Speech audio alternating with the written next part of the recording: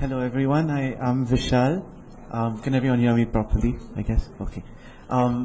Yes, I'm here to talk about wedding films and how important they are to your wedding. To whoever's getting married. How many of you are getting married here? Just so I know who I'm talking to. Quite a few are getting married, is it? Okay, so I'll talk to you specifically about why wedding films are so important to you. 5 years ago, I got married. And when I was getting married, I wanted a wedding film, and I didn't want the regular video guys to shoot it. Just because we had a very small wedding. We had about 70 people at my wedding. And we didn't have too many cameras, and we just had friends and family, and we didn't want those wires and those lights and all of that. We wanted it to be shot the way I would shoot it. I was a filmmaker. I still am. I shoot commercials, and I used to do this for Shah Rukh Khan earlier in Bombay. And I did this for 10 years, and through those 10 years I learned the craft of making films and making them really well, because in advertising you learn how to tell very important messages in very short periods of time. So it requires a certain skill in terms of editing, in terms of shooting, in terms of construction. So putting all of that together, I said, let me shoot my own wedding film. Because it'll be fun, and I'll be able to get into the soul of it. And I always thought it would be nice. I was also writing a film a Hindi film, which was based on a wedding. But I also knew that I didn't know too much about weddings. So I thought if I shoot a wedding, I'd be able to get into the heads of the brides and the grooms and understand how Indian weddings would actually transpire to be, and experience different cultures. Like, I was writing about a Gujarati family, but I didn't know anything about Gujarati families. I was born and brought up in Ghana. And all of this put together, when I shot my wedding and I put it up online, it did really, really well. Parthiv from the Wedding Sutra, who was here earlier, I think he spoke to you guys as well. He put it up on his website, and it became viral instantly. And then I started doing this.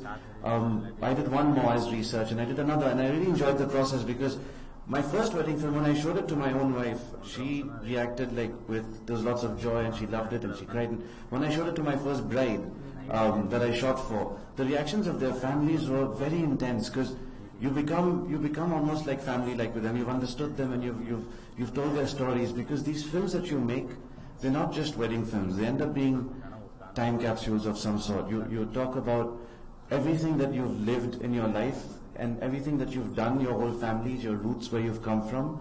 They all land up to this one day when you get married. And your whole family is there. Everyone's looking their best. You've got the production value of a Karan Johar film. You have the best hair, the best makeup, the best wardrobe. It's all for free. Normally, when you're going to shoot that in a movie, you're going to spend lots of money to create that scene. So for a filmmaker, it's very exciting a process to see this come through. And everyone's feeling so much. There's so many emotions, and there's so much drama. No one gets a chance to talk about it also. So when I talk to them, half the time they don't even know they're being spoken to. I wish there's a screen here, because I could show you one or two of the samples of what we do. But when you talk to these brides and grooms, you don't really know. They don't know they're being shot. They're talking to me just like how I'm talking to all of you now. And without them knowing, we end up asking them questions that are relevant. We get to know who they are, and why they're doing this, and why they wanted us to shoot their wedding, most importantly. And we put all of that together and tell their story. And that becomes a memory worth keeping. That becomes something that you can cherish for years to come, for generations to come. Technically, obviously, it's important to do this on the highest possible end, because they're going to last for generations to come, so you have to make sure you're doing it in the best possible resolution, with the best possible color correction and all of that. But the most important thing is the soul of the wedding film that you end up capturing. You don't want to be shooting it from a distance. You want to be a part of that wedding. You want to be able to capture it properly, so that you can live on and watch it. So that's what I do. Do you guys have any questions for me?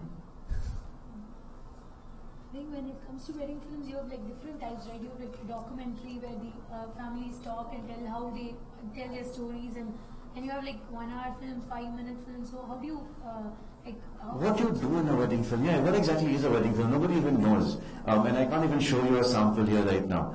But to describe one to you, a film, according to me, should have a beginning, a middle, and an end. It should start somewhere. It should be engaging. When you watch it, you don't want to fast forward bits of your wedding film. Everyone that's in your wedding film is important to you. They should be showcased beautifully. They should look beautiful. They shouldn't be caught eating food with their mouth full of, they shouldn't be dancing in a way where they don't want to be shot. Even if you've captured it, doesn't mean you have to use it. It should be respectful. Treating wedding films with respect. You may end up, people end up falling and doing things at weddings or saying things they shouldn't say at weddings.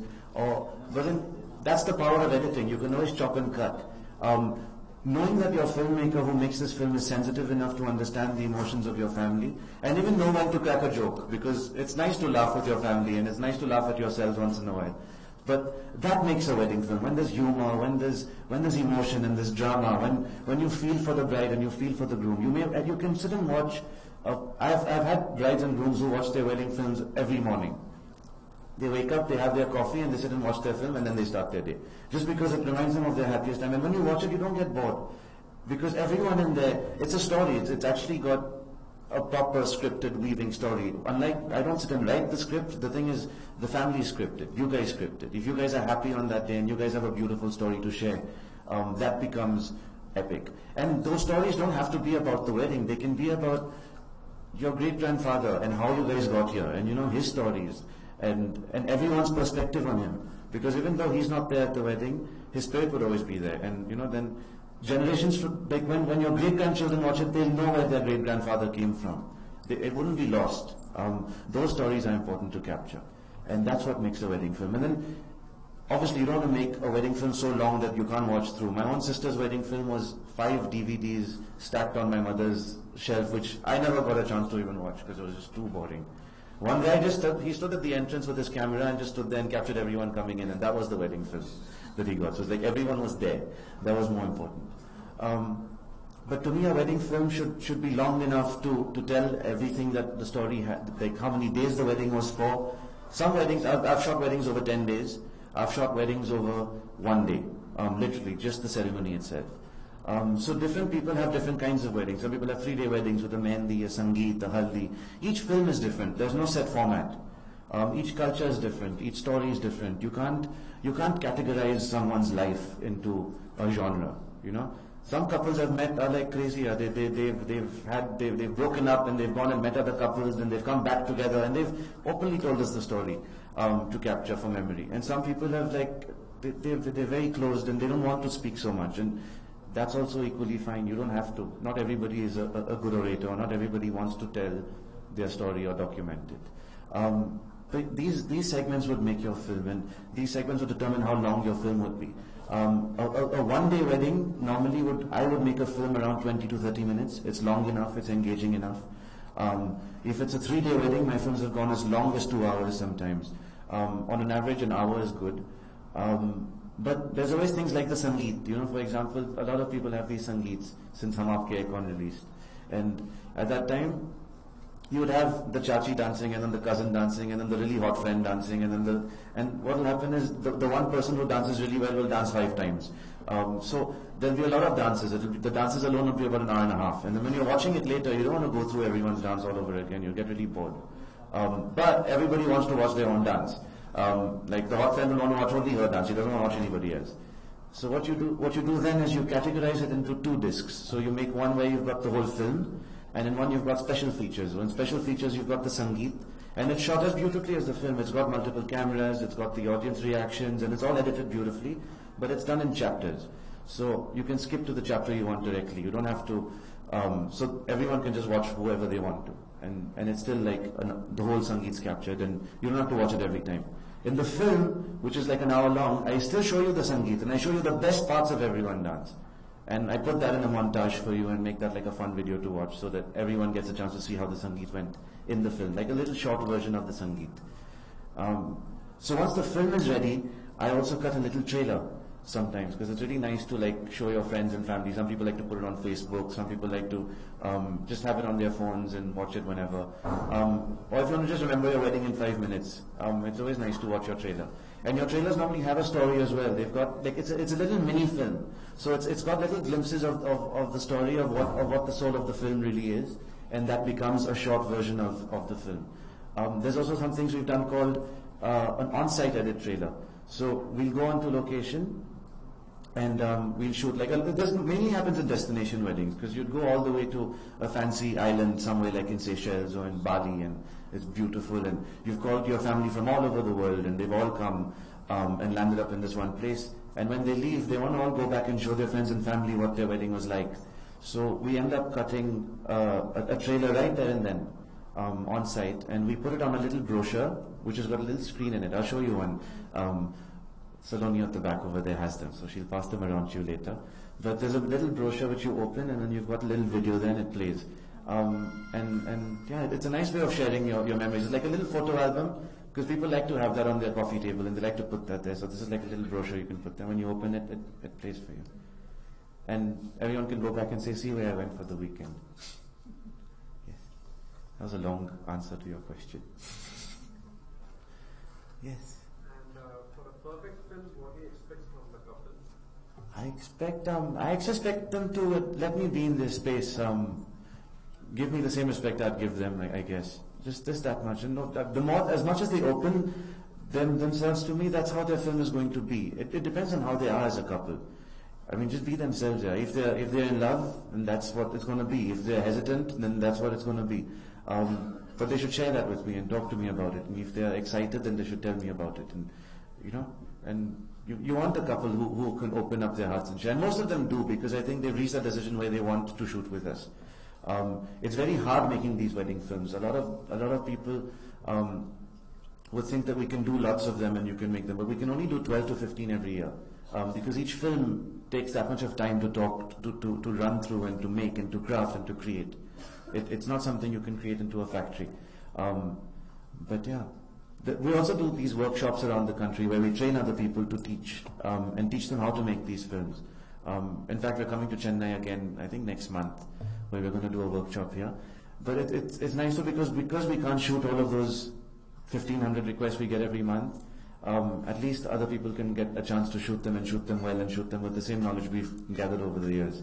Because we've made lots of mistakes in the past while shooting. We've chosen the wrong gear.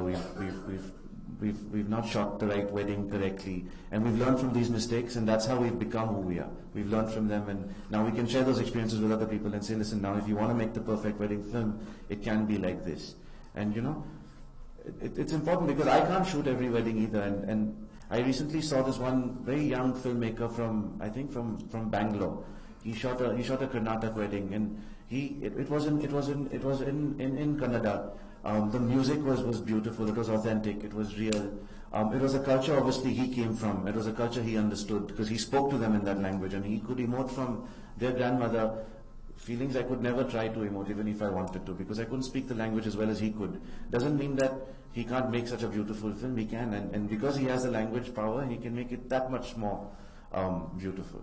So it's important different cultures try and get into this and try and make it really well, because then everybody in this country can then get a memory worth cherishing. Because one day when they fight with their wives, and they can watch it and be, oh damn, okay, that's why we got married. So, how many cameras? Sorry? The kind of cameras. I use different kinds, but the most popular one that I like myself is the A7S, the Sony. For many reasons.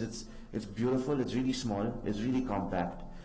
It shoots beautifully in low light, which is a problem in every Indian wedding, because most Indian decorators like to put lights from the bottom, and there are these blue and purple LED lights, and they make everyone look really scary.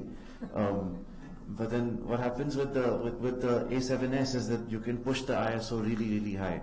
The film-like quality doesn't lose out. You don't get that much noise. I'm sorry, I'm going too technical here. but it's really nice though. It's a lovely camera. It's small. It's compact. It's compatible with most of the lenses I use. And yeah, it's a camera, and it's not too expensive either compared to most other Canon cameras out there. I've come to the knowledge that their service is also really good, because every time I've had a problem with my cameras, which we have because they're new technologies, they get them replaced or fixed almost immediately. So it's a good thing.